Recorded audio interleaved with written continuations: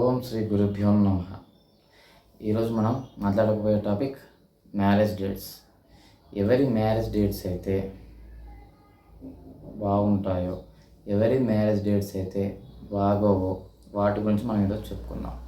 ఏ date పెళ్లి చేసుకుంటే మంచిది, ఏ డేట్లో పెళ్లి చేసుకుంటే బాగుంటుంది, ఏ డేట్లో పెళ్లి చేసుకుంటే అప్పులు అవుతాయి, ఏ డేట్లో పెళ్లి చేసుకుంటే డివోర్స్ అవుతాయి అని ప్రతి ఒక్కటి నేను మీకు ఇప్పుడు ఎక్స్ప్లెయిన్ చేయబోతున్నాను.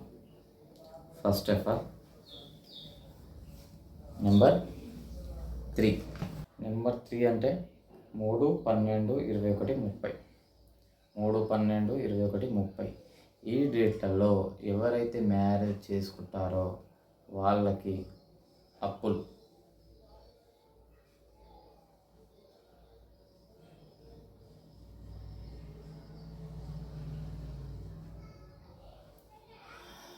మూడు నెంబర్లో ఎవరైతే పెళ్లి చేసుకుంటారో 3/12/21/30లో ఈ డేట్లో ఎవరైతే పెళ్లి చేసుకుంటారో వాళ్ళకి అప్పులు తప్ప ఇంకేవి ఉండవు జీవితాంతం.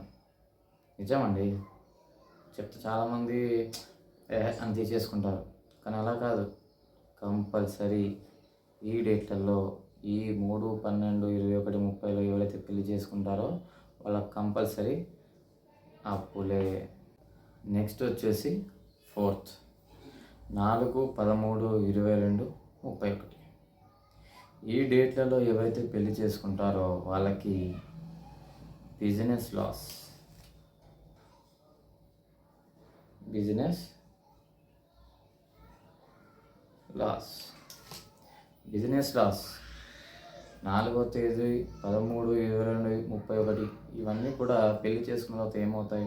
వాళ్ళ వ్యాపారం పెట్టాలనుకోండి, లాస్. పెట్టుబడి రాదు. కొంతమంది పెట్టిన వాళ్ళు 5 నెలలకు తీసేస్తారు. అది సో కాబట్టి ఈ డేట్ కూడా పనికిరాదు పెళ్ళి చేసుకోవడానికి. సో జాగ్రత్తగా చూసుకొని పెళ్ళి చేసుకోండి. నెక్స్ట్ వచ్చేసి 5వ నెంబర్.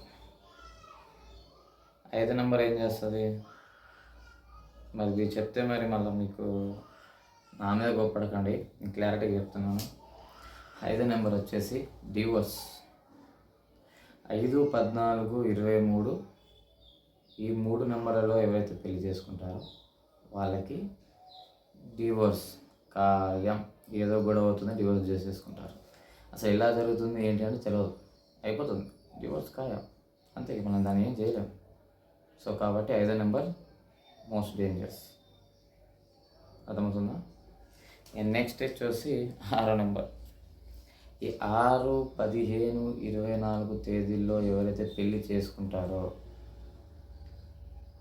చెప్పమంటారా? మీరు చెప్పమంటారా?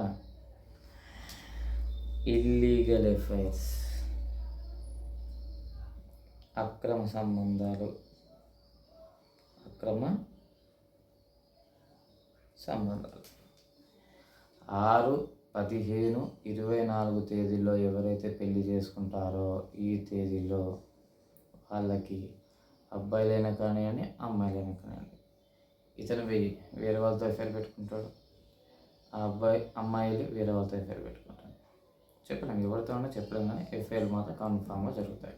So that number is 6. ఇది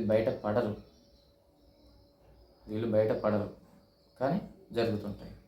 సో కాబట్టి జాగ్రత్త. 6వ నెంబర్ వాళ్ళు పెళ్ళి చేసుకున్న తర్వాత ఇది ప్రాబ్లం. ఓకే. సో నెక్స్ట్ 7 వచ్చేసి 7/16/25 ఈ డేట్లలో ఎవరైతే పెళ్లి చేసుకుంటారో వాళ్ళకి హెల్త్ ఇష్యూస్ ఉంటాయి. రాస్తాను, ఇది కూడా ఉండట్లేదు. హెల్త్ ఇష్యూస్, దాంతోపాటు చీటికి మాటికి గొడవలు. 7వ నెంబర్ వాళ్ళు చీటికి మాటికి గొడవలే, ఇక పట్టించుకోరు. అది 7వ నెంబర్. హెల్త్ ఇష్యూస్ ముఖ్యంగా ఏదో ఒకటి అనారోగ్యం, మీ భార్యకు కావచ్చు, లేకపోతే మీ హస్బెండ్కి కావచ్చు, ఎప్పటికీ అనారోగ్య పాలు ఏదో ఒకటి ఉంటుంది. అది 8/17/26 ఈ 3 నెంబర్లో ఎవరైతే పెళ్లి చేసుకుంటారో వాళ్ళు ఏ పని చేసినా స్లోగా నడుస్తుంది. అసలు ఆ పని తొందరగా జరగదు. ఎందుకు జరుగుతుందో తెలియదు, జరుగుతుంది, స్లోగా జరుగుతుంది అంతే. ఇది 8వ నెంబర్. ఇక 9 ఈగోస్ ఎక్కువ వీళ్ళకి. 9, 18, 27 ఈ నెంబర్లో ఎవరైతే పెళ్లి చేసుకుంటారో వాళ్ళకి ఈగోలు ఎక్కువ.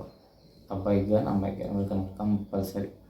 అదే ఇద్దరు ఈగోలు ఉన్నారు అనుకోండి, ఇక వాళ్ళు నిలబడతారా లైఫ్లో? నిలబడరు కదా. సో 9వ నెంబర్, 18వ నెంబర్, 27వ నెంబర్ ఈ తేదీల్లో మ్యారేజ్ వద్దు. ఈగోస్ ఉన్న అబ్బాయి ఉంటాడు, లేకపోతే ఈగో ఉన్న అమ్మాయి, అంటే కోపం ఎక్కువ ఇద్దరికి. అది నిలబడుతుందా సంసారం? నిలబడదు. అప్పుడు ఏమవుతుంది?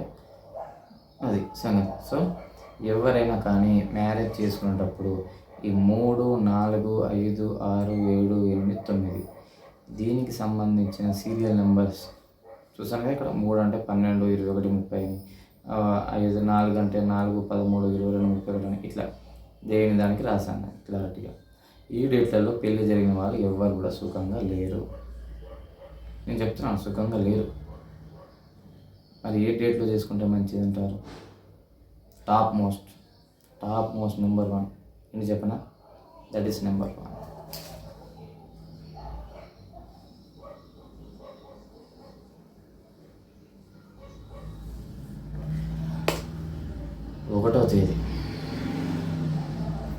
ఒకటో తేదీన పెళ్లి చేసుకున్న వాళ్ళు, 1 కానీ 10 కానీ 19 కానీ 28 కానీ ఈ తేదీలో పెళ్లి చేసుకున్న వాళ్ళు చాలా లక్కీ.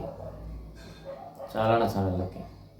ఇద్దరు బాగుంటారు, వైఫ్ అండ్ హస్బెండ్. వాళ్ళ పిల్లలు బాగుంటారు, వాళ్ళ పిల్లలు బాగుంటారు, భవిష్యత్తు చాలా బాగుంటుంది. ఈ డేట్లో పెళ్లి చేసుకున్న వారు, ఈ 1, 10, 19, 28 డేట్లో పెళ్లి చేసుకున్న ప్రతి ఒక్కరు కూడా బిజినెస్లో కానీ జాబ్లో కానీ వాళ్ళు ఉన్న ఏ పొజిషన్లో అయినా వాళ్ళు చాలా గుడ్గా ఉంటారు. ఇద్దరు కాంబినేషన్ కూడా చాలా బాగుంటుంది, అమ్మాయిది కానీ అబ్బాయిది కానీ. సో మరి 1వ నెంబర్ మరి వాళ్ళకి సూట్ అవుతుందో కదా చూసుకోవాలి కదా. ఇప్పుడు ఈ 3 నెంబర్ ఉంది, ఇది ఏ డేట్ ఆఫ్ బర్త్ వాళ్ళకి సూట్ అవుతుంది, ఆ డేట్ ఆఫ్ బర్త్ వాళ్ళు పెళ్లి చేసుకోవాలి.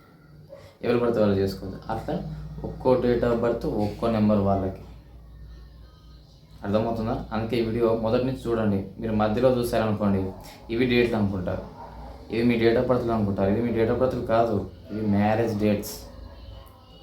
మరి ఎవరికి కంపాటబుల్ అవుతుంది ఈ నెంబర్స్ అంటే వాళ్ళ date of birth, month, year మనం చెక్ చేయాలి. వాళ్ళ నేమ్ చెక్ చేయాలి. చెక్ చేసుకున్న తర్వాత వాళ్ళకి ఎవరైతే ఆపోజిట్ పర్సన్ ఉంటారో, వాళ్ళ పెళ్లి చేసుకున్న అమ్మాయి కానీ అబ్బాయి కానీ వాళ్ళ కంపాటబిలిటీ కరెక్ట్గా ఉందా లేదా చెక్ చేసుకున్న తర్వాత వాళ్ళకి వచ్చే డేట్ చూడాలి. అమ్మాయి డేట్ ఆఫ్ బర్త్ ప్రకారంగా, అబ్బాయి డేట్ ఆఫ్ బర్త్ ప్రకారంగా వాళ్ళకు పెళ్లి డేట్ ఏ రోజు వస్తుందో అది చూడాలి. అప్పుడు వాళ్ళకి అది లక్కీ. అర్థమవుతుందా? ఇవి అన్లక్కీ ఎవరైతే ఉంటారో వాళ్ళకి ఇవి. ఇప్పుడు కొందరు ఉంటారు తెలియక డేట్ ఏదో లవ్ మ్యారేజ్ చేసుకున్న వాళ్ళు ఉంటారు, వాళ్ళకి డేట్లు గిట్లు అవసరం లేదు, విడిపోతున్నారు కదా. మరి అలానే ఇది కూడా కొంచెం ఇష్టం లేకుండా పెళ్లి చేసుకుంటున్నారు కొంతమంది, ఉంటున్నారా? ఉండట్లేదు. ఇది కూడా అంతే. సో కాబట్టి మరి ఆల్రెడీ పెళ్ళైన వాళ్ళ సంగతి ఏంటి?